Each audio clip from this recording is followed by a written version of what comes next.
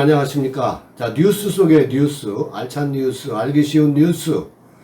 자, 송영진 방송의 8월 31일 시사 따라잡기 시사썰 시간입니다. 자, 저는 송영진입니다. 자, 이 JTBC의 이 단독 보도 내용 인용해서 여러분께 보도해 드리겠습니다. 이 쌍방울의 수상한 100억. 자, 이 얘기는 많이 있어 왔는데, 이게 이 검찰 수사의 속도에 따라서 그 윤곽이 점점 드러나고 있습니다. 이 쌍방울의 수상한 100억은 이재명 이 변호사비 대납 이 당사자 회사입니다. 자, 이게 쌍방울인데요. 이 쌍방울 그룹을 수사 중인 이 검찰이 이 100억 원대의 이 수상한 돈을 포착을 해서 이 추적 중인 사실이 이 JTBC 취재 결과 확인이 되었는데요. 자, 그런데 말이죠. 이 수상한 돈이 흘러간 회사의 이 사회이사가 이태영 변호사입니다. 이태영 변호사는 여러분이 잘 알다시피 이 변호사는 이재명 더불어민주당 대표의 변호사비 대납 의혹의 당사자입니다. 참 희한합니다. 이재명 측근들이 쌍방울 사회이사로 있고, 또 이러한 것들에 따라서 이 돈의 흐름 100억이라는 돈이 이렇게 이 정황들이 지금 속속 나타나고 있습니다. 자, 여러분, 그 본방에 앞서 아직 송영진 방송의 구독자가 아니신 분은 여러분 화면 우측 하단에 구독하기 붉은색 버튼을 눌러서 구독 신청 바랍니다. 저는 좋은 방송으로 여러분께 보답해 드리도록 하겠습니다. 자, 이 쌍방울은 2019년 10월 100억 원 규모의 전환사채를 발행합니다. 이 전환사채는 사실은 종이 쪼가리나 마찬가지입니다, 여러분. 자, 어쨌거나 이 전환사채를 발행한 회사는 당장에 쓸 돈을 빌리고, 전환사채를 발행을 해서 돈 100억을 빌리고, 돈을 빌려준 쪽은 나중에 회사 주식으로 돌려받을 수 있습니다. 자, 기업이 잘 돼서 주식 가격이 올라가면 전환사채를 가진 투자자는 그만큼 이익을 보는 겁니다. 자, 주식이 종이 쪼가리가 될 수도 있겠죠. 자, 그러면 전환사채도 종이 쪼가리가 될 수 있는 아주 위험천만한 것이 또 전환사채, 이 10이라고 얘기하지 않습니까?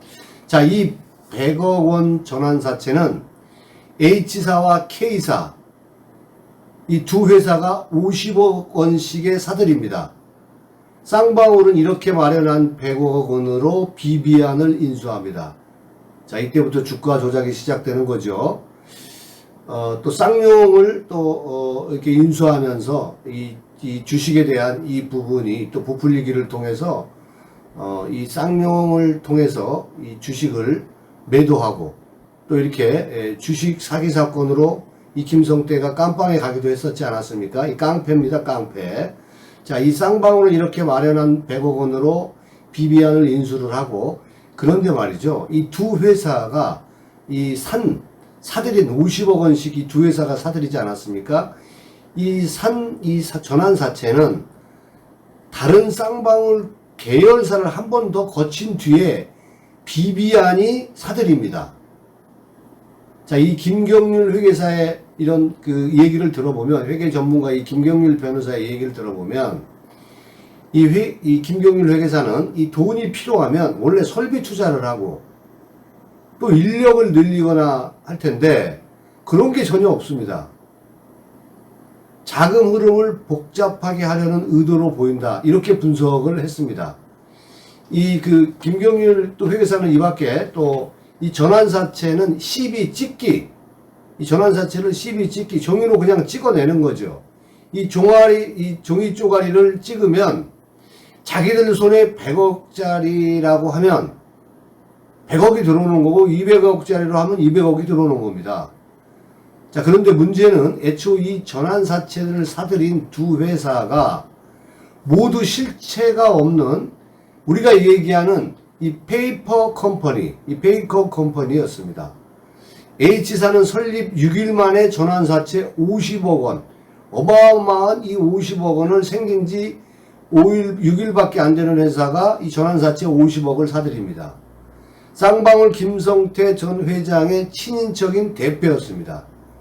자, 다른 영업 실적이나 자본은 전혀 없습니다. 영업 실적도 없고 자본도 없고 쌍방울 건물 안에 등록된 사무실을 찾아갔더니 없는 회사였습니다. 자, 쌍방울 이 건물 관리인이 이렇게 얘기합니다.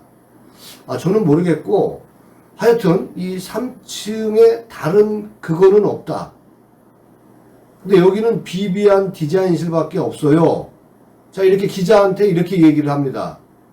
또 K사도 찾아갔는데 K사 역시 마찬가지였습니다. 여기는 아예 주소지엔 다른 업체가 있었고 영업을 활동한 기록도 전혀 없습니다. 자, 이들 회사에서 전환사채를 사들인 비비안이 결국 100억 원대의 빚을 또 하는 거죠. 쌍방울이 비비안을 인수했는데 돈을 받는 게 아니라 100억이라는 빚을 또 안게 됩니다. 이렇게 회사가 불리한 결정에 찬성표를 던진 사람이 이 사회이사 바로 이태영 변호사입니다. 자, 이 사람이 아주 그 요주의 인물인데요. 이 사람은 앞서 말씀드린 대로 이재명 더불어민주당 대표의 선거법 위반 사건 변호인이었을 뿐만 아니라 쌍방울이 대신 그 변호사비 20억 원을 내줬다는 이 의혹의 당사자입니다. 참 이재명이가 엮인 건 깡패 이러한 사기꾼 변호사들만 엮여 있지 않습니까? 자, 검찰은 이러한 비정상적인 거래가 어떻게 가능했는지 이 출처가 불분명한 이 100억여 원의 이 100억 원이 어디서 나왔는지 또 어떻게 쓰였는지 지금 현재 수사에 박차를 가하고 있다고 합니다. 자, 이 검찰은 말이죠. 이 앞으로 이 두 가지 수사에 중점을 둬야 될 것 같은데 하나는 이 쌍방울과 이재명이 어떻게 엮였는지 또 하나는 이 실타래를 풀려면 이 쌍방울의 횡령 배임 의혹까지 같이 풀어야 됩니다. 그래야지 이게 이재명과 엮인 이러한 부분들이 밝혀질 수가 있습니다. 왜냐하면요. 이게 하필이면 말이죠. 이의원 변호를 맡은 변호사 다수가 이 쌍방울 본사의 계열사 이 사회이사입니다. 전부 다. 그러니까 이재명 변호를 맡은 이 변호사 다수가 해필이면 쌍방울 본사의 계열사 사회이사라는 겁니다. 또 사회이사 아니면 감사직을 맡고 있습니다. 이 쌍방울 고위 임원들은 이 의원과 이 의원에게 또 고액을 후원하기도 했습니다. 완전 돈이 피드백이 되는 거죠. 에? 전부 다 사회이사 아니면 감사니까 이재명한테 고액의 후원을 할 수밖에 없죠. 이게 서로 간에 이게 3자 경제, 경제 공동체 아니겠습니까? 뇌물 공동체. 이 쌍방울은 이미 이재명 수혜주라고 알려지지 않았습니까?